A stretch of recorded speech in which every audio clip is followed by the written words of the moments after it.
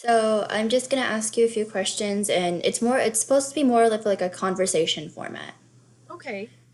So I'll start with, hi, my name is Nandini, and I am a high school intern at ASU Project Humanities. Could you please introduce yourself? Hi, nice to meet you here. My name is Catherine Mancini. I go by Cathie, and I've been participating in Project Humanities probably about 5 or 6 years through ASU. I am a downtown Tempe community member and volunteer in various justice projects. And I'm a lifelong Tempe resident and third generation ASU graduate. Wow. And I'm so glad that you're interested and able to participate in Project Humanity's 10-year anniversary. Could you give me an example or like just talk about how Project Humanities has impacted your work or what you do? Sure, absolutely. Um, I use Project Humanities in my career as well. I work in the field of biology, but I work in safety and security in laboratories. So there's a lot of human interaction that I have in some kind of closed or cloistered spaces, and where I have to guide people on regulatory requirements or unknown topics to them. So I also have to respond to emergencies and incidents that could involve, you know, traumatic experiences for people. And so that was the primary reason why I connected with Project Humanities, is to, always increase my skills to be able to communicate science in that case. So sometimes as scientists, we don't have a lot of training or natural skills in communicating. And so luckily, my background was in communication originally, and then I became a scientist. So I'm trying to marry those two skills together always. Then in my personal life, which I don't really um, define a lot of separation between personal and career life, because I live in a community where I work and where I conduct all of my, volunteerism. And I, early on adopted this style of where an immersion feeling where I immerse myself in a community, and that's who I am and part of my identity. And so as a justice volunteer in Tempe, Arizona, and beyond to those borders, um, I am always that human where I want to have compassion and be looking for justice in everything I do, whether it's in my personal life, talking to neighbors, or um, at work, of course, primarily, and then in my volunteerism. Um, I'm the same authentic human being that you can count on. So I don't go to work and put on a face and be this um, person who isn't the same person you're going to meet in the community, or that you're going to see, in my neighborhood. And so Project Humanities fit that umbrella for me. It was like perfect. I was so excited. My graduate student roommate and I joined kind of together at the same time, and we still attend when we can, and even during the pandemic through Zoom. And so, yeah, so it was just sort of, I think I must have seen it on a website somewhere, random find. Ah, you mentioned justice. Is there any particular like examples of this issue or like other issues that speak to you that Project Humanity addresses? Absolutely. My main focus of volunteerism is working in mental wellness. I've been a member and volunteer for the National Alliance on Mental Illness for about 25 years. Um, and through that, I'm also a board member at the Arizona Department of Corrections in the prison system. And what that means is I sit on a community committee, and we are invited by the director of the Arizona Department of Corrections to be an advisory board to the director. And we bring our different skill sets in that regard. And so mine would be in mental wellness. Some others are in other areas of justice and of human awareness. And so I would think that would be the number one thing that I like about Project Humanities, is that I can receive support as a volunteer that's out in the field. One of the things I particularly like are the topics are relevant to my work in mental wellness, and also the language that I learn. So not just through Dr. Lester, but through the participants. We're sharing terminology that we can adopt in our own and use in our own settings. So non-threatening language, gender neutral language, language that speaks to being trauma informed, language that speaks to being empathetic. So I would say that's the main thing is I pick up at Project Humanities is current topics and also how to speak about these topics in language that is not alienating and that is encouraging participation and listening. Yeah, thank you. You also mentioned that you've been involved with Project Humanities for about 5 or 6 years, and that you came to know about it from like a website. Yes. Was there anything that particularly like attracted you about the website, and or like what you saw and how you got involved? Okay, so from a marketing standpoint, I think the graphic immediately caught my eye. So always using something that an artistic, my background is in advertising and marketing and communication. So immediately I like the graphic. I like that we have, my brain works in more analytical sphere. So I like that it had a checklist, basically 1, 2, 3, 4, 5. This is what we stand for. And then the pledge. I have never seen a pledge like that before in other organizations that I've worked in or volunteered or been part of. And I really like that pledge because I guess it's kind of similar to maybe some religious experiences I've had in the past where you take a pledge, or even like Girl Scouts where you take an oath. And I feel like that pledge really kind of made me feel like I was part of the group. So all of us who have taken that pledge, we all pledge to do these things every day, for eternity that we're on this earth, I guess. And so I think that was, for me, that was effective.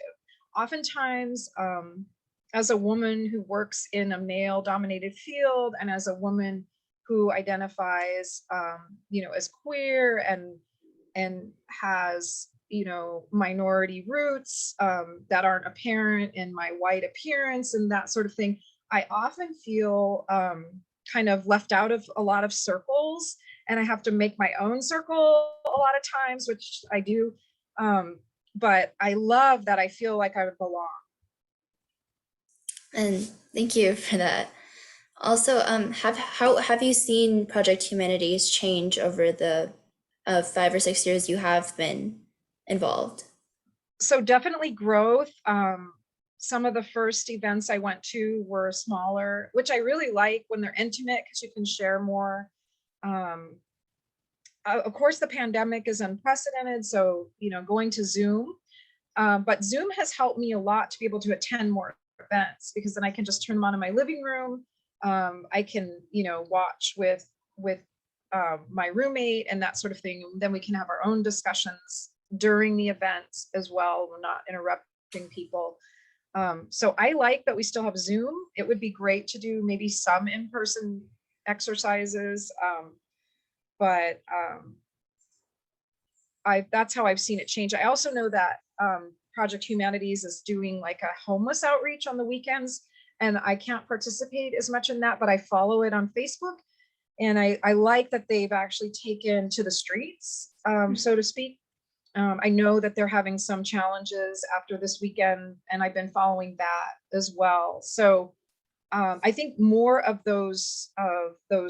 like maybe like feminine product drives, or where we collect things. I think more of that is great. I've seen that change. Um, and then also taking to the street. So maybe some events that we can practice what we're discussing.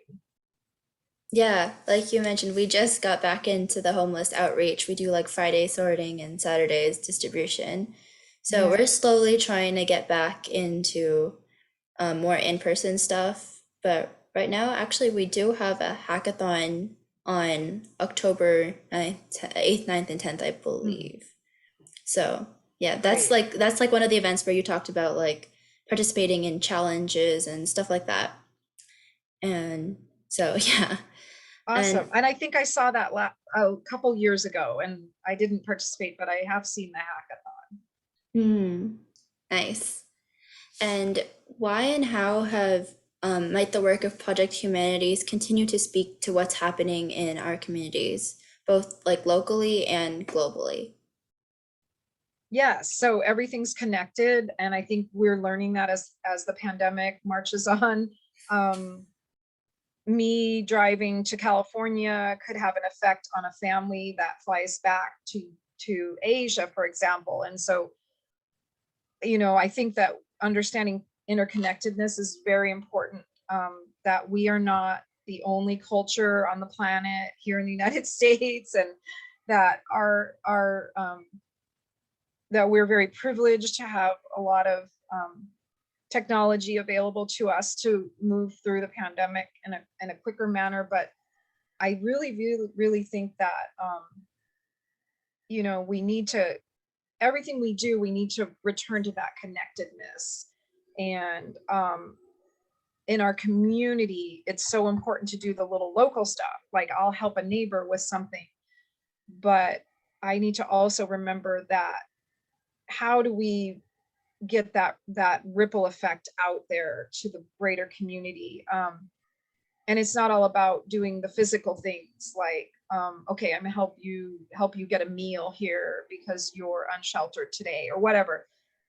It's about, now that I've helped you get the meal, now who I've got to tell somebody that I did this in a way that, for me, I like to work behind the scenes. I don't want to be in the limelight. However, now who do I tell that this is an issue? So with every act that I can do, I think I need to create a tailored way of expressing that to someone else, to either encourage them to do the same, or to talk to, like, Mayor Woods, to make sure he knows, hey, this is going on. Even if I get no action or no press release, or nothing like that, at least now Mayor Woods said, oh, Cathie said that so and so park over here there's like 5 people that are living there, or whatever. And now he has that seed. So for everything we do, we need to remain humble, of course, but we can't remain silent.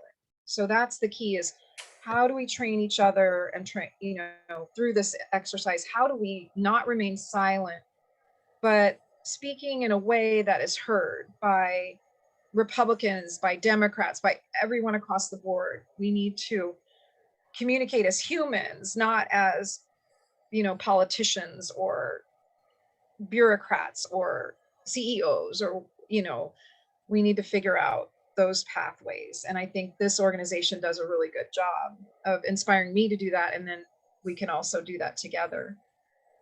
And yes, I completely agree. It's not just about doing the right thing, it's also about getting the problems out there, letting people know, and that it's thank you for that.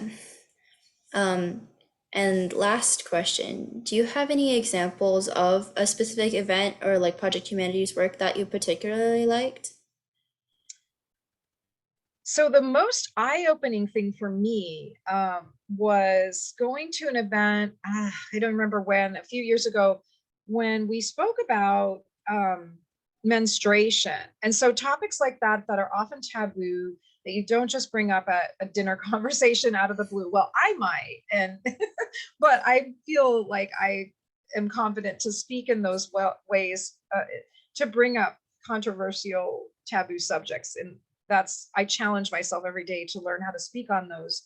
to a greater audience. But I think that one was really inspiring, because I had never thought we were able to hear a voice of someone from the trans community who talked about how if they're transitioning, and they may have traditional like female anatomy, they're still going to need to take care of menstruation challenges. And so how do they do that when they want to use a male restroom, for example? And how do they do that when maybe they're incarcerated, or, and all these layers upon layers of these challenges where I never even thought of that. And I have trans friends, but I never like said, oh, what do you do when you have your period? Or, so it's just interesting how we're able to have unfettered topics, basically, and also have topics that can layer. So here's a prison topic, and now here's a trans topic, and now here's a trauma topic, and here's a child topic, involving children. And so I like that we can take and make like our own little Venn diagrams and layer these issues upon issues through this process here. So I think that is what stands out most to me, is sort of having freedom to create our own topics within the group and then layer those topics as well, mix and match. Yeah, thank you for bringing that up. That is also something I would have never thought of. So it's amazing that we have these events that really bring to light these issues that most people, either it's so taboo that like we just take it for granted, or that nobody even thinks of, and it's just these struggles that everyday people, the people that we know, we're comfortable with. Like I have transgender friends as well, and that I never even thought of, which Mhm. is crazy. So Yes, right. thank I you mean, for it's bringing that up. because we're so stuck in our worldview, and that's what this project does, is it challenges my worldview. And I know that I'm never going to have a full open worldview until I die, so I need to keep always expanding it. Yeah, thank you so much again for being here. Yes, thank you for involving me in the project. I'm really excited.